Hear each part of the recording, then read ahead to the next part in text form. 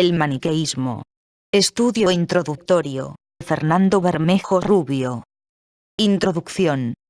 Fuentes para el estudio del maniqueísmo. El hecho de que el maniqueísmo haya sido casi siempre y por doquier, tanto en Occidente como en Oriente, una religión perseguida, cuyos escritos fueron buscados para ser convertidos en pasto del fuego, explica que las fuentes maniqueas conservadas no constituyan sino una exigua fracción de las que deben de haber existido. En realidad, hasta principios del siglo pasado, las fuentes disponibles para el conocimiento del maniqueísmo provenían casi únicamente de heresiólogos cristianos y de un exiguo número de doxógrafos musulmanes. Sin embargo, a lo largo de todo el siglo XX han tenido lugar diversos y formidables descubrimientos de textos maniqueos originales que todavía no han sido publicados en su totalidad. Una descripción exhaustiva de la totalidad de las fuentes actualmente disponibles exigiría un estudio bibliográfico muy minucioso que tendría que incluir, por ejemplo, la catalogación de los miles de fragmentos descubiertos en Turfán y Dunhuang, Asia Central, y de los diversos hallazgos efectuados en Keyes, Egipto. Dado que el carácter de la presente obra excluye de antemano tal tarea, el objetivo de este capítulo introductorio consiste más bien en proporcionar una rápida visión panorámica, aunque suficientemente comprensiva, de las principales fuentes que los historiadores de las religiones utilizan en su reconstrucción del maniqueísmo, muchas de las cuales serán citadas a menudo en nuestro estudio. Algunas de estas fuentes son traducidas en textos acompañadas de introducciones específicas, por lo que la información sobre ellas se ha reducido en este capítulo al mínimo indispensable. De otras, no incluidas en nuestra edición, ofrecemos con frecuencia una reseña algo más amplia. Cabe dividir las fuentes disponibles para el estudio del maniqueísmo en dos categorías genéricas, maniqueas y no maniqueas. Mientras que las primeras reflejan una perspectiva interna, lo que en antropología se denomina una visión emic, la segunda categoría comprende la totalidad de las noticias proporcionadas por autores ajenos a la religión, reflejando así una visión etic, sean informes doxográficos de autores con pretensiones de objetividad, sean obras de tono crítico procedentes de adversarios del maniqueísmo. Es posible subdividir las fuentes maniqueas distinguiendo la producción literaria del propio maní con respecto a la de la tradición posterior, tal como hicieron los propios maniqueos, y catalogar las obras procedentes de esta mediante un simple criterio lingüístico. De este modo, obtenemos el siguiente elenco. 1. Obras de maní. 1. 2. Fuentes griegas. 1. 3. Fuentes coptas. 1. 4. Fuentes latinas. 1. 5. Fuentes iranías. 1. 6. Fuentes chinas. 1. 7. Fuentes turcas. 1. 8. Fuentes siríacas. A su vez, cabe subdividir ulteriormente las fuentes externas al maniqueísmo utilizando un criterio de procedencia grosso modo ideológica. Las fuentes no maniqueas pueden ser, así, catalogadas bajo las siguientes rúbricas. 2. 1. Filosóficas. 2. 2. Cristianas. 2. 3. Zoroastrianas. 2. 4. Islámicas. 2. 5. Fuentes polémicas del Imperio Chino. 2. 6. Fuentes oficiales del Imperio Romano. 1. Fuentes maniqueas. La mayor parte de los textos primarios conservados son incompletos y fragmentarios. Aún así, su hallazgo ha enriquecido de forma extraordinaria el conocimiento de la figura de Maní y del carácter y desarrollo de la religión maniquea. El hecho de disponer de textos originales ha permitido poner de manifiesto de manera inequívoca el verdadero alcance de la expansión del maniqueísmo, así como controlar de manera más precisa las afirmaciones de las fuentes secundarias. 1. Obras de Maní. A diferencia de otros maestros espirituales, Maní, consciente de las divergencias doctrinales a las que acaba abocando la labor interpretativa, escribió un amplio corpus de obras en siríaco, excepto una, el Saburagan, en persa medio. Las obras de Maní de las que tenemos noticias son el Saduragan, el Evangelio viviente, el Tesoro, el libro de los misterios, las leyendas, Pragmateía, el libro de los gigantes, cartas, salmos y plegarias. Lamentablemente, el paso del tiempo y el encarnizamiento con que los adversarios del maniqueísmo, cristianos, zoroastrianos, confucianos, budistas, paganos, se ocuparon de la combustión de escritos maniqueos y ante todo de las obras del propio Mani, han hecho que ninguna de estas se haya conservado en su totalidad. Únicamente de la Burragan se han hallado en Turfán algunas secciones de apreciable extensión.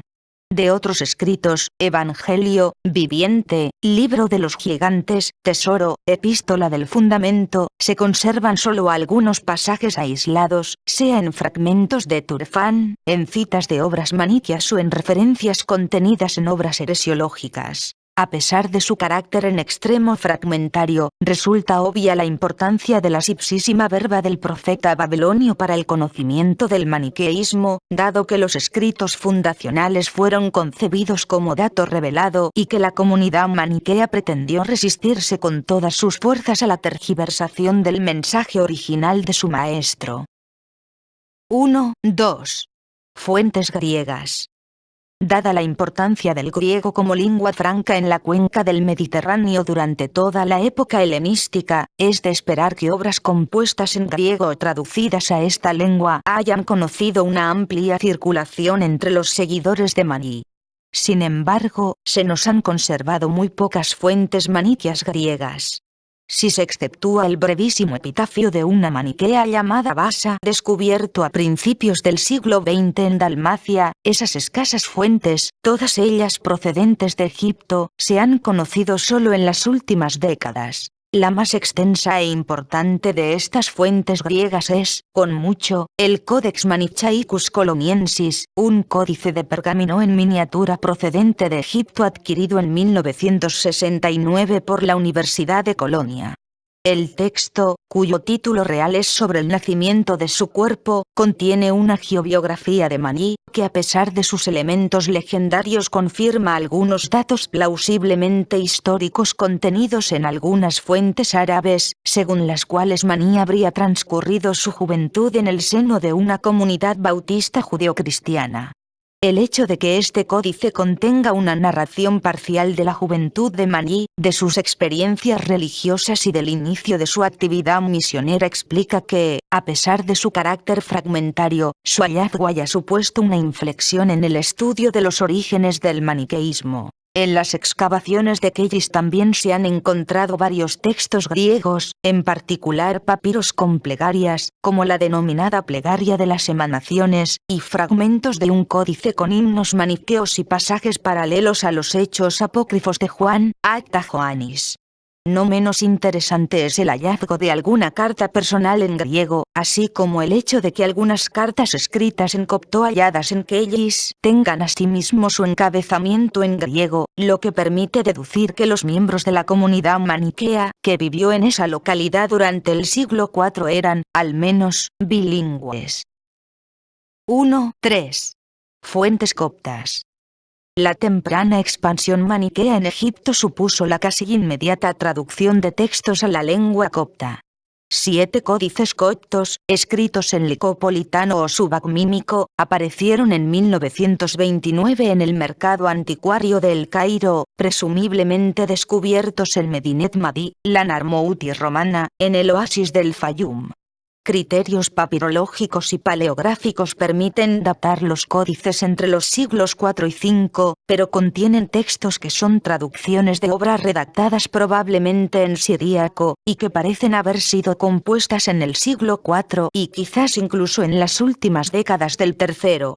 Son, por tanto, más próximos a las obras originales que los textos de Turfán. Esos códices son los Kepalaya, capítulos, del maestro, que contienen lecciones impartidas por Mani a sus discípulos, en forma dialógica, así como los Kepalaya de la sabiduría de mi señor Mani. Las homilías, de contenido tanto dogmático como biográfico, usadas con propósitos catequéticos por los discípulos de Mani. El Salterio, colección de salmos e himnos litúrgicos de considerable calidad literaria. Las Sinaxeis, colección de exégesis de dichos de Maní y de citas comentadas de sus obras, con propósitos litúrgicos. Una colección de cartas de Maní. Y, finalmente, los Hechos, Praxeis, una obra histórica sobre la vida de Maní y la historia de la Iglesia maniquea. Estas tres últimas obras desaparecieron casi en su totalidad, quizás destruidas por los bombardeos aliados sobre Berlín, durante las vicisitudes de la Segunda Guerra Mundial, antes de que pudieran ser fotografiadas. Con excepción de las cartas, las obras halladas se deben a las primeras generaciones de discípulos de Maní, y forman parte de lo que podría denominarse la patrología maniquea. En Kelly se han encontrado asimismo numerosos textos en copto. Entre ellos destacan, en primer lugar, un centenar de fragmentos de un códice papiráceo que contenía una traducción de cartas de Maní. La importancia de este hallazgo es perceptible si se tiene en cuenta la pérdida casi total del códice de epístolas de Medinet Mahdi. Hay además diversos textos catequéticos y litúrgicos en tablillas de madera y papiros, incluidos varios salmos, entre los que se cuentan algunos ya descubiertos en Medinet Mahdi, y que parecen versiones anteriores a las de los salmos del Fayum. Por otra parte, se han hallado varias cartas personales y documentos de tipo económico, que constituyen un corpus único en cuanto a datación y contenido, pues permiten el acceso a la vida cotidiana, problemas y sentimientos de una comunidad maniquea del siglo IV. 1.4. Fuentes latinas. La expansión del maniqueísmo por Europa y norte de África explica la existencia de fuentes latinas. Entre estas, destacan los capítulos del obispo maniqueo norteafricano Fausto. Esta obra, conocida por Agustín de Hipona después de la muerte de su autor, se titulaba probablemente Capitula de Christiana Fide et Veritate, y constaba de 32 capítulos que trataban de 4 grandes temas: crítica del Antiguo Testamento, restitución del texto auténtico del Nuevo Testamento, la encarnación y la divinidad. En su Contra Faustum Manichaeum, 398, Agustín cita largos pasajes de la obra de Fausto, gracias a los cuales se ha podido reconstruir el tenor de aquella. La teología de Fausto no pretende ser original, sino ceñirse a las enseñanzas de Maní y de su apóstol africano, Adimanto. En cambio, el norteafricano se manifiesta un intrépido escriturista, en el surco de la crítica marcionita de las escrituras judías y cristianas. Merece reseñarse igualmente la Secundini Manichae Epístola, carta de un auditor de Roma dirigida a Agustín cuando éste era ya obispo cristiano. Este escrito es excepcional en la literatura conservada, pues representa la obra de un maniqueo que toma la iniciativa de responder a las acusaciones dirigidas por los adversarios. El escrito es, además, un elocuente testimonio del grado de preparación de los auditores maniqueos, que no tenía por qué ir a la zaga de la de los electi. En particular, Secundino efectúa una eficaz presentación de la concepción dualista en su dimensión antropológica, ética y soteriológica. También es interesante esta obra como muestra del grado de cristianización del maniqueísmo romano, pues aunque la carta de Secundino apenas tiene citas explícitas del Nuevo Testamento, está plagada de referencias implícitas a él, en particular al Evangelio de Mateo, y a la concepción del Cristo como figura salvadora. Mientras que algunos escritos de maniqueos norteafricanos se nos han conservado en las obras de Agustín de Hipona, el Codex Tebestinus o Códice de Tebesa es la única obra latina maniquea original que ha llegado a nosotros sin intermediación alguna.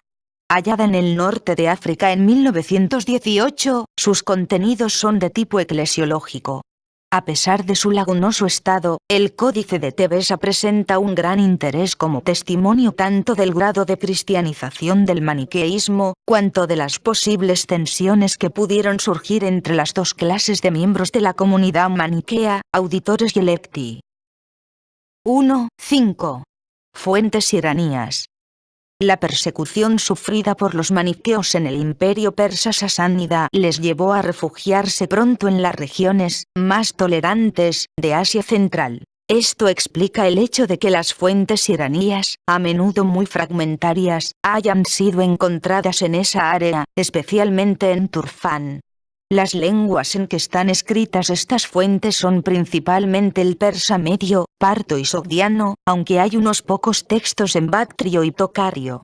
Se han encontrado unos 5.000 fragmentos, pero de los hallazgos se deduce que pertenecían a numerosas obras de géneros literarios muy diferentes, como tratados, sermones, himnos y cartas. Los temas son doctrinales, históricos, hagiográficos y litúrgicos. Algunos fragmentos, como M3 o M49i, han contribuido a una intelección más precisa de la vida, el carácter y la autocomprensión del fundador.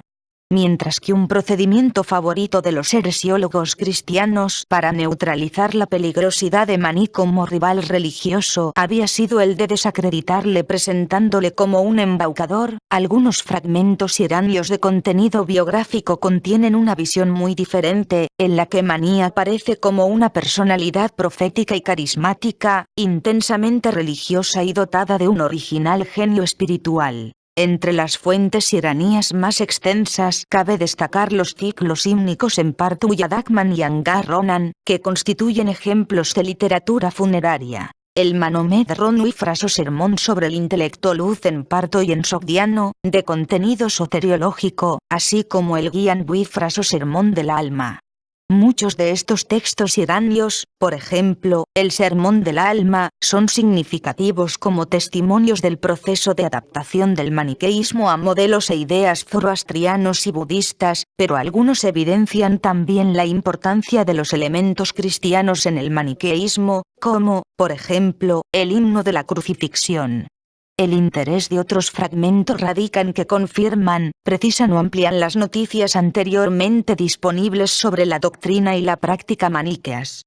Por ejemplo, en relación a la cosmogonía, puede citarse el relato sobre la batalla del dios Hormizd, hombre primordial, en M21, M316 y M801. En lo que se refiere a la escatología, resultan notables los contenidos de M2 y I. Para la comprensión de la autodefinición del maniqueísmo en relación a las demás religiones es francamente elocuente el fragmento M5794.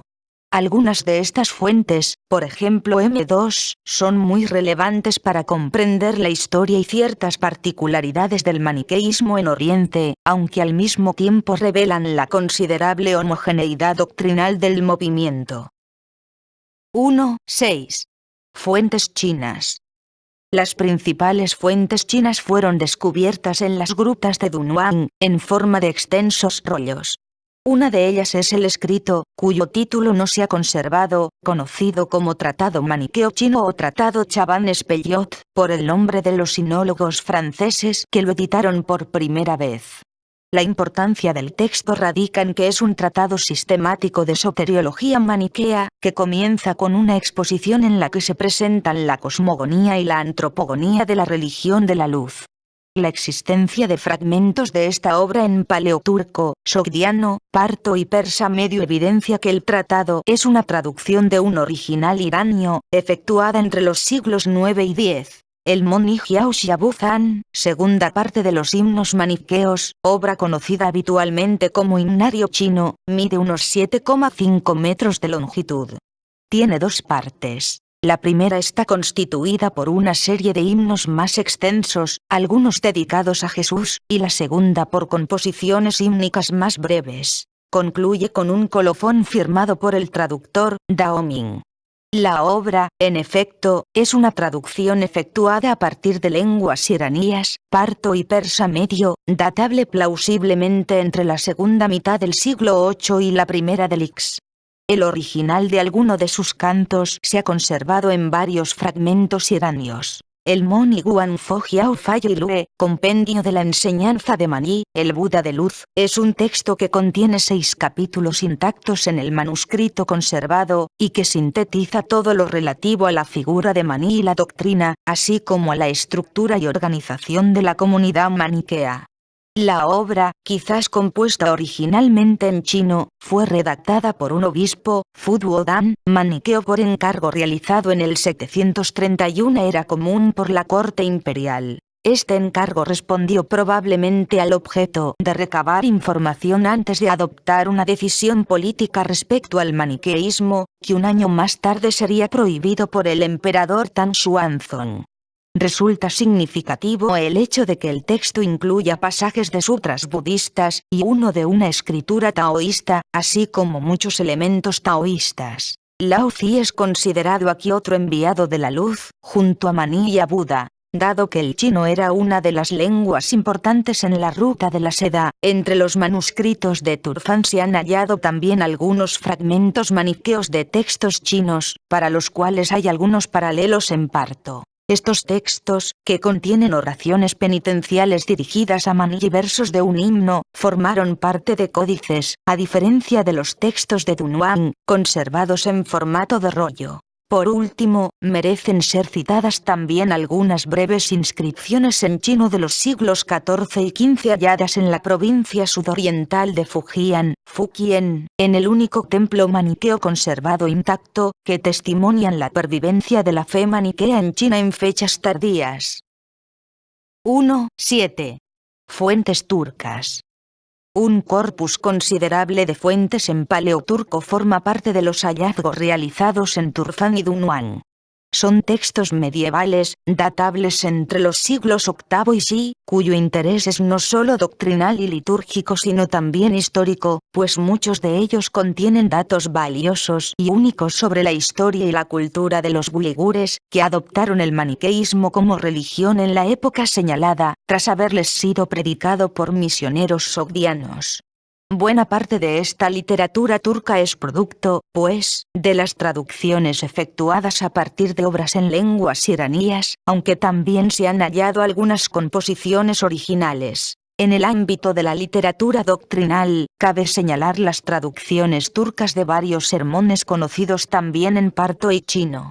Se han identificado 12 fragmentos pertenecientes a 6 manuscritos de al menos una traducción turca del Sermón del Intelecto Luz. También se ha hallado una sección de una traducción turca del Sermón del Alma. A estos textos pueden añadirse varias decenas de fragmentos de contenido cosmogónico, escatológico y homilético. Un interés especial presentan los textos litúrgicos, por ejemplo, un fragmento que constituye un paralelo en prosa al Uyadagman, y en particular los relacionados con la confesión de los pecados que tenía lugar en el festival anual del Beema y en las asambleas semanales de los lunes. En este aspecto, posee una importancia capital el largo rollo en paleoturco Shastuanift, que formaba parte de los textos adquiridos por Sir Aurel Stein de entre los hallazgos de Dunhuang. Esta obra, compuesta originalmente en sogdiano, se conserva en una versión casi completa, solo le falta la sección inicial. De ella se han encontrado también manuscritos en distintos lugares de la región de Turfan, pertenecientes al menos a 24 copias escritas tanto en rollos como en códices, en escritura maniquea y uigur. El Shastuanift, destinado a ser leído por los auditores, o en su nombre, en la festividad del Bma, es una fuente primaria para conocer la institución de la confesión de pecados, pero tiene también relevancia doctrinal, dado que contiene creencias esenciales de la fe maniquea expresadas en una forma sencilla y fácilmente inteligible. En turco se conservan también textos, a menudo hagiográficos, relativos a la historia de la iglesia maniquea, por ejemplo a la misión de Mani y a la de su discípulo Maharamo, que prosiguió la labor de su maestro en el Jorasán. Sin embargo, los más importantes a este respecto son los documentos y cartas que reflejan la historia del maniqueísmo entre los uigures durante los casi 3 siglos, alrededor del 750 al 1010, que duró el apoyo de sus gobernantes a la religión. Entre esta literatura, dedicada a menudo a la glorificación y alabanza de los gobernantes uigures y de los dirigentes religiosos, destacan el registro, T2 de 267 AB, de la conversión al maniqueísmo del jefe uigur Bugukan, 759-779, o la documentación relativa a las condiciones sociales y económicas de los monasterios, Manestan. 1.8. Fuentes siríacas. Mani escribió casi todas sus obras en arameo siríaco, lengua que en su época poseía una gran importancia y amplia difusión como lenguaje del comercio y la literatura. Sin embargo, como ya hemos visto, no se conservan en su lengua original. Por ello, uno de los descubrimientos más llamativos efectuados en Keyis ha sido el de glosarios siríaco-coptos de términos técnicos maniqueos. Este hallazgo parece revelar que, a diferencia de lo que se creía hasta muy recientemente, las traducciones de los textos maniqueos no parecen haberse hecho siempre del arameo siríaco al griego y luego del griego al copto, sino también directamente del arameo siríaco al copto. 2. Fuentes no maniqueas.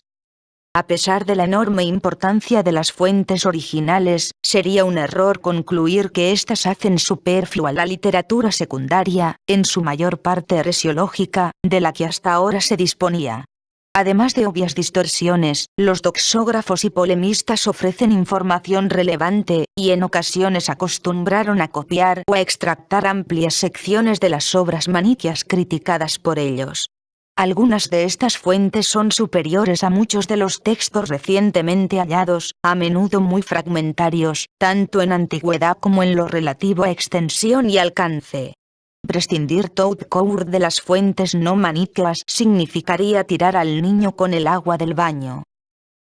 2.1. Filosóficas. La vocación universalista del maniqueísmo no le hizo pretender solo ser el heredero de las restantes visiones religiosas de la humanidad, sino también que las verdades que predicaba habían sido ya anunciadas en las diversas sabidurías anteriores. Esto parece haber llevado en ocasiones a intentos de presentar la doctrina maniquea de forma más filosófica y racional. Tal pretensión dio lugar, de modo semejante a lo que sucedió con la refutación de los gnósticos por parte de Plotino, a que algunos filósofos y doxólogos griegos se confrontasen de manera polémica con las posiciones maniqueas. El principal interés de estas fuentes filosóficas radica en su enfoque argumentativo. En este sentido, posee un valor muy especial la obra del neoplatónico egipcio Alejandro de Licópolis, finales del siglo III, Prostas Manicae Eudoxas, contra las doctrinas de Mani, y ello por varias razones. Por ser sencillamente la primera crítica conservada del maniqueísmo, por tener un carácter comprensivo, aborda los distintos aspectos de la cosmovisión maniquea, y, finalmente, por distinguir de manera nítida la exposición del sistema y el examen crítico que de él se efectúa. Bastante más breve que la obra de Alejandro resulta la sección dedicada al maniqueísmo por otro neoplatónico posterior, Simplicio, siglos XXI, en el capítulo 35 de su comentario al manual de Epicteto. A diferencia de Alejandro, Simplicio no proporciona una exposición mínimamente sistemática de la doctrina maniquea, sino solo noticias fragmentarias que va hilvanando en su digresión, de signo claramente polémico. Aún así, la noticia de este autor resulta valiosa, tanto por los detalles sobre los que incide como porque, al igual que Alejandro, Simplicio parece haber obtenido información gracias a un conocimiento personal de fieles maniqueos. 2.2. Cristianas. El éxito de la gran iglesia cristiana y el interés por prevalecer sobre sus competidores en el amplio mercado de ofertas religiosas de la antigüedad tardía suscitó una gran producción de obras antimaniqueas, escritas en gallego, latín y arameo siríaco, muchas de las cuales se han conservado. Aunque casi siempre polémicas y en ocasiones caricaturescas, constituyen una fuente importante para el conocimiento del maniqueísmo, y es en ellas en las que se ha basado casi exclusivamente el conocimiento del maniqueísmo hasta inicios del siglo XX. Estas fuentes cubren un amplio arco temporal, abarcando desde finales del siglo III hasta el período bizantino. Las fuentes más tempranas son griegas. El primer documento cristiano antimaniqueo es el conocido como Papiro Rylands 469, que contiene una carta circular en la que un obispo de Alejandría, acaso Teonas, previene a sus fieles contra los maniqueos, aportando algunas noticias interesantes. Eusebio de Cesarea dedica una breve sección a los maniqueos en su Historia Eclesiástica, E7, 31, 1, 2, redactada alrededor del 301-302. Cabe mencionar asimismo el Contra Manichaeos de Serapión de Pmuis, escrito alrededor del 339. Estas son las únicas fuentes cristianas conservadas anteriores a los Acta Archelae, y manifiestan un conocimiento directo del maniqueísmo en Egipto, sin contaminación de leyendas antimaniqueas. La composición de los Acta Archelae, hacia 340, representa un hito importante en la tradición heresiológica cristiana. Aunque escrita en griego, de ella se conserva completa solo una versión latina. Esta obra, atribuida a un tal Hegemonio, se presenta como un testimonio directo de una discusión entre Maní y el obispo Arquelao, pero es en realidad una ficción compuesta a mediados del siglo IV. Su importancia radica, por un lado, en haber conservado una reseña fiable de la doctrina maniquea, y, por otro, en haber dibujado de la figura de Maní una imagen caricaturesca, cuya obvia utilidad polémica sería aprovechada por los autores cristianos posteriores. En efecto, los Acta Archelae contienen una distorsión interesada de la figura de Maní que presenta a este con los peores colores, constituyendo una obra maestra de la desinformación. El influjo de esta obra es especialmente perceptible en el capítulo 66 del Panarion Heresium del obispo Epifanio de Salamina, 315-403, que se convertiría luego en fuente principal de la heresiología posterior. Epifanio se refiere también al maniqueísmo en Sobre los pesos y medidas, una obra de temática bíblica. Además de los Acta Archelae, las fuentes antimaniqueas más significativas de autores cristianos de lengua griega son: el tratado en 4 libros Contra Manichaeos de Tito de Bostra, siglo IV, la sección dedicada al tema en el Aereticarum Fabularum Compendium de Teodoreto de Ciro, siglos IV y V, y las homilías de Severo de Antioquía, siglos VI, en particular la homilía 123. De menor importancia son las catequesis bautismales del obispo Cirilo de Jerusalén, 315-387, que en la catequesis sexto menciona a los maniqueos a raíz de sus prescripciones alimentarias. El Contra Manichaeos del alejandrino Dídimo el Ciego, siglo IV, en 18 capítulos. El In Centurionem, et Contra Manichaeos et Apollinaristas, de Severiano de Cabala, siglos IV y V. El Adversus Manichaeos Homiliae II, de Juan de Cesarea. El Adversus Manichaeos, Antiresis, de Zacarías de Mitilene, siglos V y VI. La Disputatio cum Manichaeo de Pablo el Persa, acta de una controversia pública sostenida ca. 527. La Historia Manichaeorum seu Paulicianorum, de Pedro Sículo, y la Biblioteca de Focio, ambos del siglo IX. Y el Suidae Lexicon, antología de autores y textos compilada en el siglo X. Las fuentes cristianas escritas en arameo siríaco tienen un gran valor, no solo porque han utilizado fuentes directas, del mismo Maní o de sus inmediatos sucesores, sino también porque, dado que Maní escribió en esa lengua, podrían haber transmitido ipsísima verba del profeta. Esto sucede especialmente en el caso de los himnos contra Maní de Efrén el Sirio. En la primera mitad del siglo IV cabe mencionar asimismo a Fraates, que en sus 23 tratados expone un resumen de la doctrina cristiana y se refiere ocasionalmente al maniqueísmo.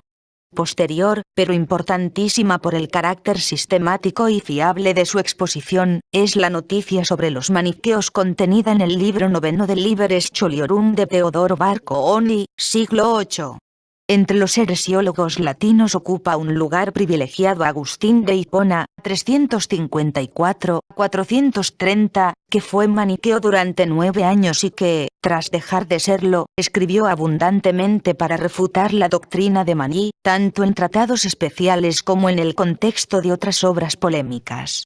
He aquí el elenco completo de sus obras antimaniqueas. De Moribus Ecclesiae Catholicae e de Moribus Manichaeorum, 388. De Libero Arbitrio, 388-395. De Genesia versus Manichaeos, 389. De Vera Religione, alrededor del 391. De utilitate credendi, 391. De duabus animabus contra Manichaeos, 391, 392. Acta contra Fortunatum Manichaeum, 392. De Genesi ad litteram liber imperfectus, 393. Contra Adimantum, Manichaei discipulum, alrededor del 394. Contra Epistulam Manichaei quam vocant fundamenti, 397. De Natura Boni, después de 404. Contra Faustum Manichaeum, 400.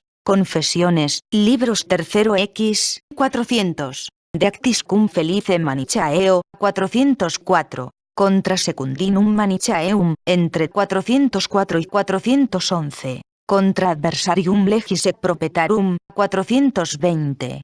Además de Agustín, cabe citar el Tratado de Fide contra Manichaeos de su amigo Evodio, obispo de Uzala, en el que se reproducen algunos pasajes de la Epístola Fundamenti.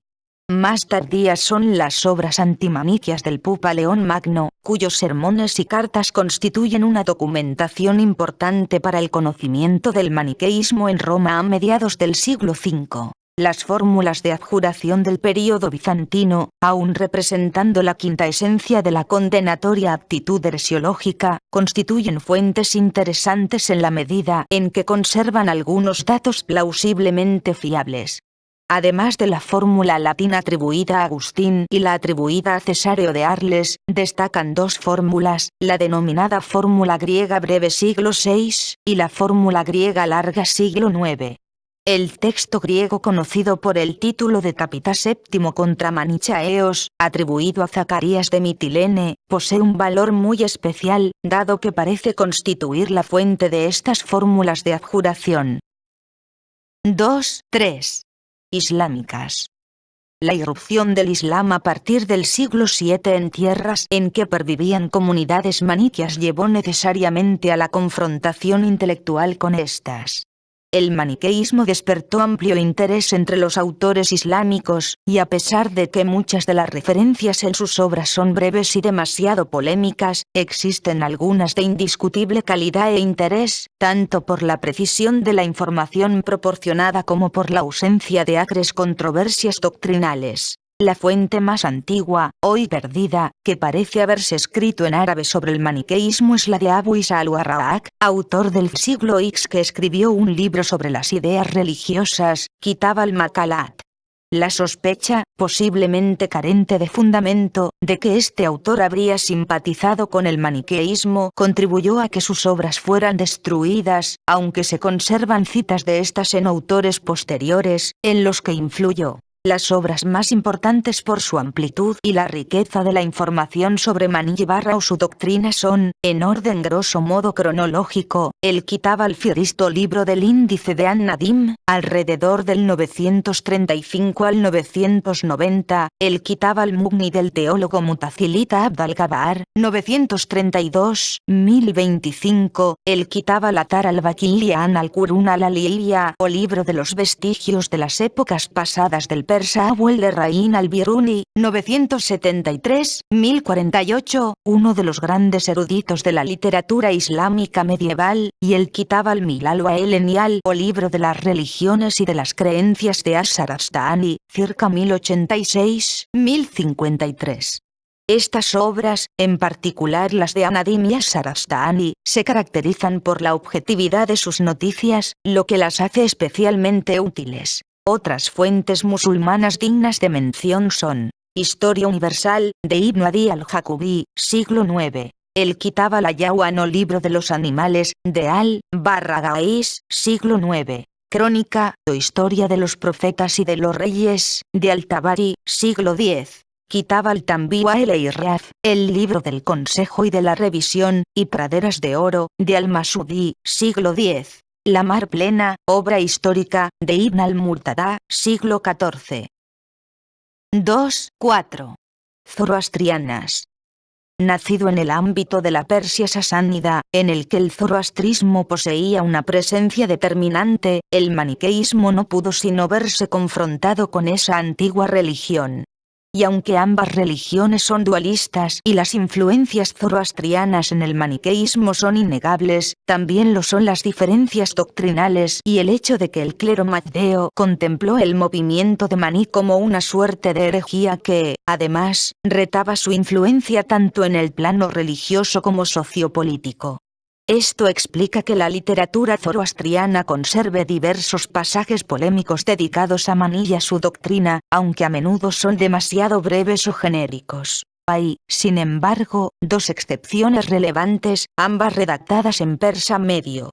La primera es una sección del libro tercero, 199-200, del Denkard, una verdadera suma del zoroastrismo, obra de Adurfarbay y Farrokhzadán. En ella se contraponen mandamientos maniqueos a los preceptos del sacerdote mazdeo Adurbaat I Maraspandaran, dignatario religioso del siglo IV, durante el reinado de Sabur II, de tal modo que se intenta acentuar el carácter antisomático y anticósmico de los primeros en comparación con los segundos.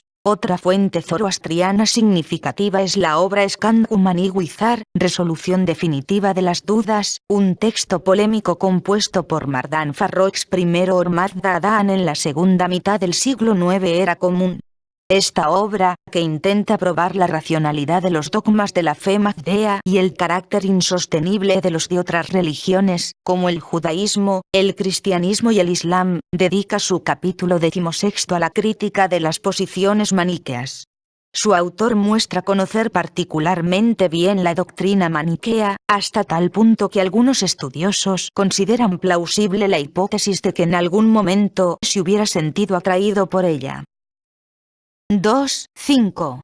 Fuentes polémicas del Imperio Chino.